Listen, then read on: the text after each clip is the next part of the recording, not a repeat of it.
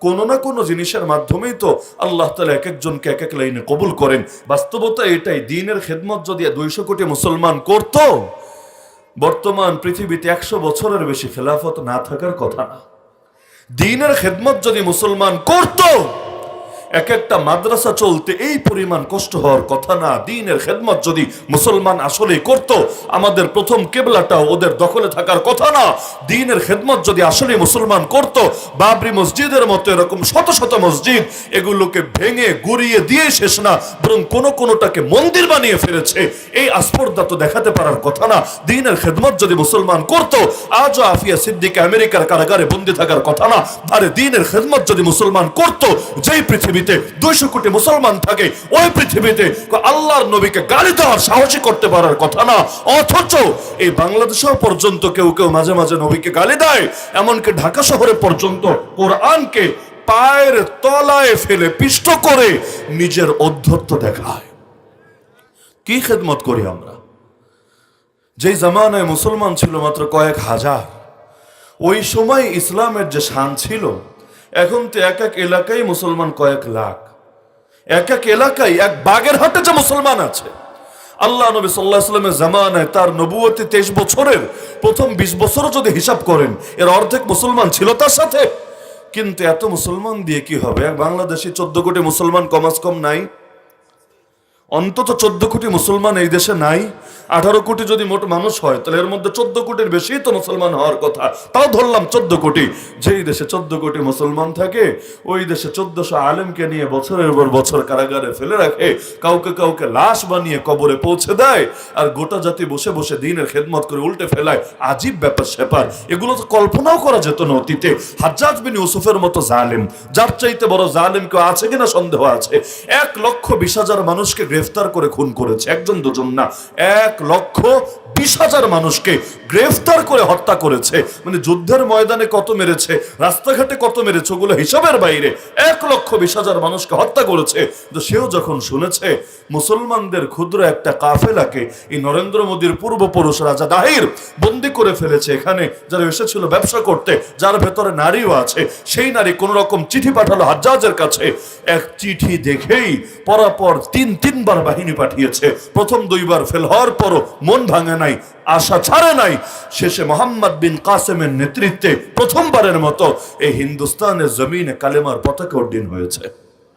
সবসময় মেরে মেরে হয় না, কখনো কখনো ভিন্ন তরিকা দিয়ে, সেটা পয়সা দিয়ে কেনা হোক অথবা সেটা ইমোশনাল ব্ল্যাকমেইল হোক, বিভিন্ন মাধ্যমে গ্রহণ করে। তো মা এইটা করলো, সে ঘোষণা দিল যে এখন থেকে আমি অনশনে বসলাম।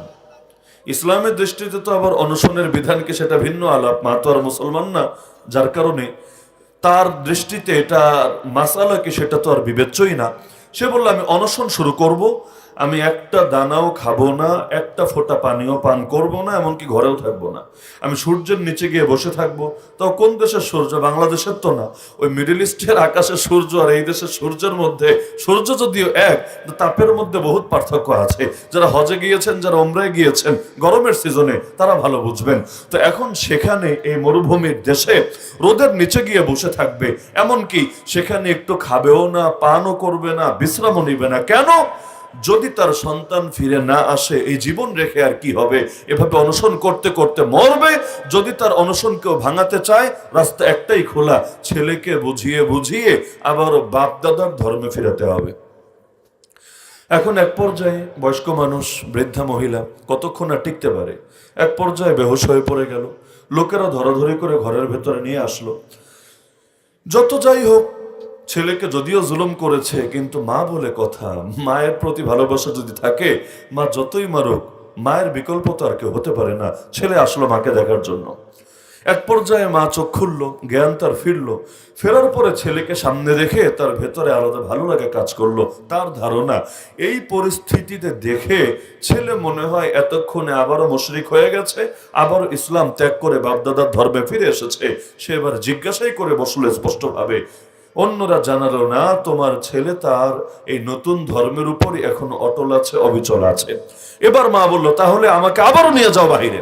আমি ঘরে থাকবো না, আমি আবারও অনশনে বসবো এবং আমি সেই সূর্যের নিচে সেই মরুভূমিতে সেখানে থাকবো যতক্ষণ আমার মরণ না হয়। ছেলে বোঝাতে লাগলো, মা এই সমস্ত পাগলামি করার তো কোনো দরকার নেই, আপনি স্বাভাবিকভাবে থাকেন না, আমি আল্লাহ তাআলা আমাকে যে সত্য গ্রহণের তৌফিক দিয়েছেন এটা তো আমি কোনোভাবে ত্যাগ করবো না, সুতরাং আপনি কেন অযথা নিজেকে কষ্ট দিচ্ছেন, কেন তিলে তিলে নিজেকে মৃত্যুর দিকে ঠেলে দিচ্ছেন? কিন্তু কোনো বুঝে কাজ হচ্ছে না। মা তার সিদ্ধান্তে অনড়, এদিকে ছেলেও তার ধর্ম পরিবর্তন করবেন এই সিদ্ধান্তে অনড়। এক পর্যায়ে ছেলে যখন দেখলো মা কোনো কথাই শুনছে না, তাকে ঘরে রাখাই সম্ভব না, ঘরের বাইরে যাবে, মায়ের কানের কাছে মুখ নিয়ে বলল, মা আল্লাহর জাতে পাকের কসম খেয়ে বলছি আপনি একবার না, আপনি যদি একবার অনশন করতে করতে মরেন, আবার হায়াত পান, আবার অনশনে বসে আবার মরেন, আবার হায়াত পান, আবার অনশনে বসে আবার মরেন, এভাবে 10 বারও যদি মরেন, আমি আপনার 10 বারের মরণ, আমি আপনার 10 বারের মরণ গ্রহণ করে নিতে রাজি আছি, কিন্তু আপনাকে খুশি করার জন্য আমার আল্লাহর সঙ্গে বেঈমানি করতে রাজি না। আমার জান চলে গেল, আপনার জান চলে গেল, গোটা পৃথিবীর সব চলে গেল, আমি নবী মুহাম্মদুর রাসূলুল্লাহর সঙ্গে আর কখনো বেঈমানি করতে পারবো না। তাহলে কি বোঝা গেল? দিন বড় না বাপমা বড়? দিন বড় না আত্মীয়তা বড়?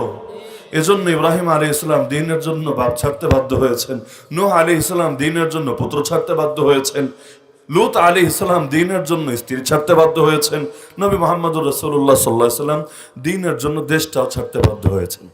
দেশেও থাকতে পারেন নাই, কাবায়ও থাকতে পারেন নাই, নিজের আপন চাচা, নিজের বংশ সবাইকে ছাড়তে বাধ্য হয়েছেন। তো বলছিলাম, তো যেই আসিয়ার জীবন কাটলো এই ফেরাউনের সহযোগিতায় তার ঘরে তার সহধর্মিনী হয়ে, আল্লাহ তাআলা ওই আসিয়াকেই এমন কবুল করলেন, সমস্ত ঈমানদার কিয়ামত পর্যন্ত যত কোটি আসুক না কেন, সমস্ত ঈমানদারদের জন্য তাকে একটা দৃষ্টান্ত হিসাবে সূরা তাহরিমে উল্লেখ করলেন। কি ছিল তার মাঝে, কি ছিল তার মাঝে সেটা বোঝার আগে এটা বোঝেন, আল্লাহ তারে কবুল করলেন কিসের কারণে? ফেরাউনকে তো কবুল করেন নাই, ফেরাউন তো লাস্টে গিয়ে ঈমান আনতেও চেয়েছিল, মুখ দিয়ে কালেমাও পড়তে চেয়েছিল, আমার আল্লাহ ওই তৌফিকটাও দেন নাই, ফেরেশতারা তাকে এখানে পর্যন্ত বাধাগ্রস্ত করেছিল। তাহলে ফেরাউন কবুল হলো না, আসিয়া কবুল হলো কিভাবে? কি ছিল আসিয়ার মাঝে? শেষ জীবনেও আল্লাহ তাকে ঈমানের দৌলত খালি দিলেনই না, সমস্ত ঈমানদারদের জন্য একটা দৃষ্টান্ত বানিয়ে দিলেন। চিন্তার বিষয় না? কি ছিল? কারণ কোনো না কোনো জিনিসের মাধ্যমেই তো আল্লাহ তাআলা এক একজনকে এক এক লাইনে কবুল করেন। কি ছিল আসিয়ার মাঝে? আমি মনে করি, আমি বুঝি, আসিয়ার জীবনে সবচেয়ে বড় যেটা ছিল, সে একজন নবীকে আনুষ্ঠানিকভাবে নবী হওয়ার আগেই ওই বাচ্চাকালে খেদমত করার তৌফিক পেয়েছিল। খেদমতে কি মেলে জানেন না তো আপনারা? খেদমতে কি মেলে? সবাই বলেন, খেদমতে কি মেলে? আপনারা তো এখন খেদমত করতে রাজিও না।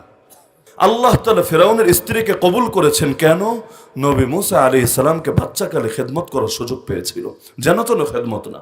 ফেরাউনের সামনে যখন ভাসতে ভাসতে আসলো, ফেরাউন জানে মেরে ফেলতে চেয়েছিল, কোরআনে আছে, ক্বালাত ইমরাতু ফিরআউন, ফেরাউনের স্ত্রী তখন বলেছিল, লা তাকতুলু, বাচ্চাটাকে মেরো না, বাচ্চাটাকে খুন করো না, বাচ্চাটাকে হত্যা করো না। কেন মারবে না? কেন না মারার কোনো কারণ তো, না মারার কোনো কারণ তো থাকা লাগবে। সে বলেছিল, আসা আইয়ান ফানা, আশা করা যায় এই বাচ্চাটা একদিন আমাদের উপকারে আসবে। কি কথা! কি অভাব আছে ফেরাউনের, কি অভাব আছে আসিয়ার?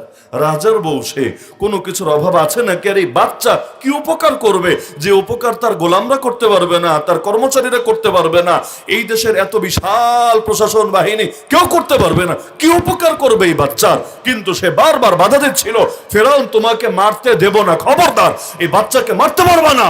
আশা করা যে বাচ্চা একদিন উপকারে আসবে।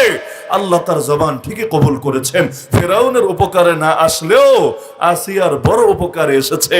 আসিয়াকে এমন ঈমানের মাধ্যম হয়েছেন নবী মুসা, যে ঈমানের বরকতে আসিয়া সমস্ত ঈমানদারদের জন্য একটা উদাহরণ হয়ে গিয়েছেন। আল্লাহ তাআলা আমাদেরকেও, নবীকে তো পাবো না, কিন্তু নবীর ওয়ারিসদের বেশি থেকে বেশি খেদমত করার তৌফিক দান করুন। নবীর রেখে যাওয়া দ্বীন আর শরীয়তের বেশি থেকে বেশি খেদমত করার তৌফিক দান করুন। নবীর প্রতিটা সুন্নাহ, কত সুন্নাত তো মরেই গেছে সমাজে। আল্লাহ নবীর কত সুন্নত এমন ভাবে হারিয়ে গেছে, এটা যে সুন্নত এটাই লোকে ভুলতে বসেছে। আল্লাহ তাআলা আমাদের এগুলোর খেদমত করার তৌফিক দান করুন। এমনকি নবীর হাদিস, আল্লাহ তাআলা আমাদেরকে এগুলো হেফাজত করার তৌফিক দান করুন। আমাদের সাধারণ মানুষের মধ্যে নবীর হাদিসের চাইতে জাল হাদিস আর জাল কেচ্ছা কাহিনীর চর্চাই বেশি। জালের ভিড়ে মাঝে মাঝে মূলটাই যায় হারিয়ে। এক একজন এক একটা হাদিস বানায়, তা অনেকে দলীয় স্বার্থে নিজে হাদিস বানাবে, নিজের এক একটা এজেন্ডাকে সামনে রেখে, আর নবীর শিক্ষাগুলো একটা একটা করে হারিয়ে ফেলবে। এমনকি নবীর শিক্ষা এমন ভাবে ভুলতে বসেছে, আল্লাহর নবীর কোন কোন আদর্শ, এই নামগুলো উচ্চারণ করাকেই লোকে জঙ্গিবাদের প্রতীক বানিয়ে নিয়েছে। আল্লাহ নবীর আদর্শের মধ্যে জিহাদ আছে নাকি নাই? একটা দুইটা না অনেকগুলা?